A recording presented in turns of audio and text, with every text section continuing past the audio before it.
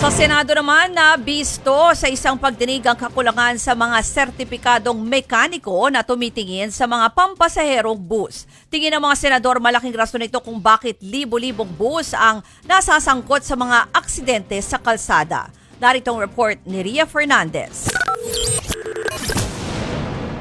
Sa pagdinig ng Senado sa mga isinusulong na Transport Safety Board at Magna Carta for Commuters, hinimay ang mga posibleng ugat ng mga aksidenteng kinasangkutan ng mga pampublikong bus sa mga nagdaang taon. Isa sa mga lumutang na problema, ang hindi sapat na sertipikadong mga mekaniko na tumitingin at nagme-maintain sa mga bus. Kayo ba gumagawa ng inspection sa mga motor pool na ito to make sure na lahat ng mga mekaniko doon ay certified mechanics?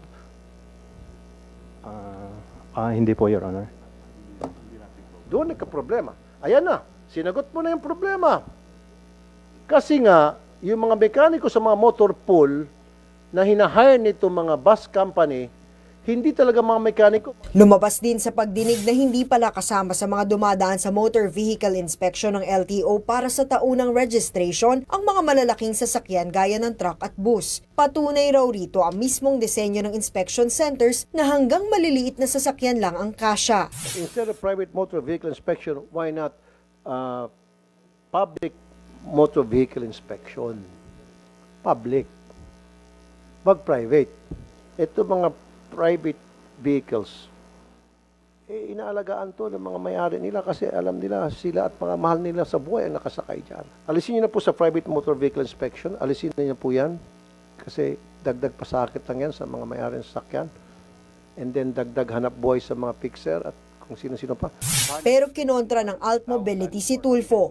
Kung datos daw kasi ng MMDA ang pagbabasehan, mga pribadong sasakyan pa rin ang pangunahing salari ng mga aksidente mula 2017 hanggang 2022. If I can cut you off, sir. Yeah, I agree. Private vehicles, we should also be concerned doon sa maintenance ng sasakyan. Although kapag halimbawa, let's compare one-on-one, na-aksidente yung isang kotse, ilan ang sakay niya? Na-aksidente isang bus. Dose-dose ng sakay niyan. Yun eh. So, And shouldn't this be a top safety issue, diba? And ito po yung pinag-uusapan ho na. yes, sir. I'm not debating with you. Yes, I sa just mga want cars. to stress the point. Sir, point Yes. of order. Please, keep quiet. Kasi I'm concerned really about sa public vehicles because ito mga sasakay sa public vehicles, mahirap natin kababayan to. Karamihan sa kanila mga pobre, masa. Gusto rin ni Tulfo na isama sa third-party liability o TPL insurance ng mga bus, pati ang damage to property, sakaling may mabanggang pasilidad ang mga ito.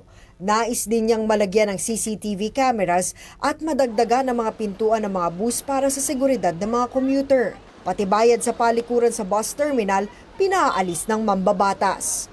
Nagbabalita mula sa Frontline, Ria Fernandez, News 5.